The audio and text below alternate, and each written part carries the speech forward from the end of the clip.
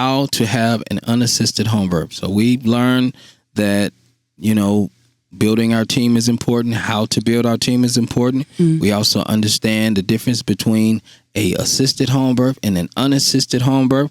Now we understand that. Now we want to know, okay, well, how do we do it then? What's the process? All right, well, let's get into it. We learn a lot, man. We learn a lot. There's some things we did not learn from reading books and watching videos, and a couple of things we learned the hard way from experience. But you know what? Our job, what we want to do is make sure you don't have to experience some of the things we experienced to learn. Yeah. We want to try to help you with some of the mistakes we made. So, first thing we want to talk about is the environment. And that was kind of like what you started with, just with the fear that you had of being exposed and being naked in front of people. Your environment is very important. Where you are when you're planning. Think about it. A woman goes through this nesting stage where, when it's getting close to a baby being born, your whole mentality changes. My wife, she starts cleaning and it's they call it nesting, but what you start to your mentality is, I want to get things clean. I'm preparing for this baby to come out. Yeah. So the environment is very important.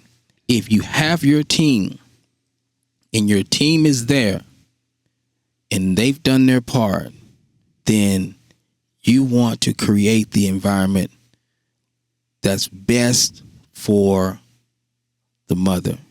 Okay, it has to be. All right, the kids have come in here again. Like I said, our kids now are, this is our little pause because she had to go out. But we have now, Eden is 5, Story is 4, Anna is 2, and Shyla is 1. So we have a 5-year-old, a 4-year-old, a 2-year-old, and a 1-year-old. Our 1-year-old is asleep, and this is when we are able to do our audio recordings. So the rest of them are doing their thing. All right, let's get back into it. So the environment is really important. What do you say to that? Oh, that's true. 100%.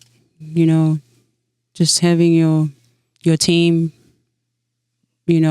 with you, the right people with you, around you. Yeah. Yeah, and it's really just the mother too, Yeah. How do you have an assisted home birth? It's you. The mother, the mother. I had to prepare myself,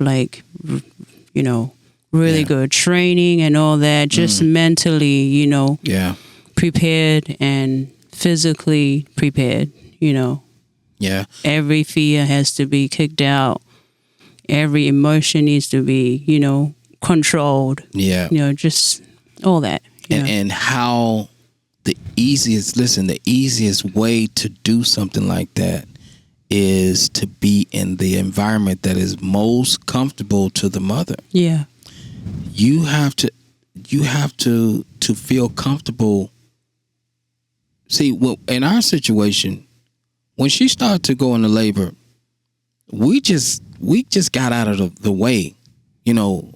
She would go from room to room and walk and sit on a medicine ball and stand up and do whatever. And we didn't follow her around, but when she needed us, we did whatever she needed. If she wanted the music on, if it was too hot, we turned the air on. If it was too cold, we turned the air. I mean, it's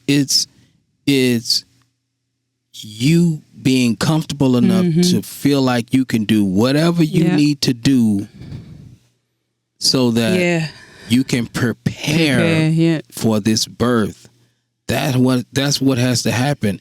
There's times where you just want to just go to sleep.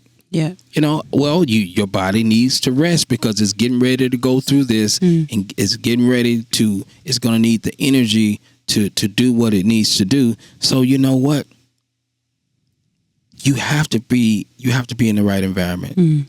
And think about it. If you go to a hospital and you're in a hospital room, first of all, you're someplace that you don't know. It's an unfamiliar environment. You're not comfortable. You can't just do what you want to do. If you want to get up and walk down the hall, they're going to say, well, no, you need to lay here. They're going to say, you need to stand up. They're going to tell you when to stand up, tell you when to sit down, all that. Tell you what to wear. There's times where you just got just about naked and walking around doing whatever. And look, hey, whatever it takes. Right. Look, that's what you have to understand is that when it's time, we get out of the way and let the mother do what she needs to do, because this is your experience. You are birthing this baby. We are not doing it. We are assisting you in whatever way we can. But the majority of the time, we're not even doing anything. It's you that's doing all the work. So guess what? The environment has to be right. It has to be the right environment. And I believe that we're going to get into a little bit more in a minute, but you know what? That's the first problem that I see when it comes to hospitals. And even if you decide to go to a birthing center, if you're not comfortable where you are, I mean, think about it. The majority of the time, you're going to be the most comfortable where? At home, in your own bed, your own room, your own house, your own apartment. We had our first baby in our apartment. We weren't even in a house. So regardless to where you are, if it's your home, if it's your space, your couch,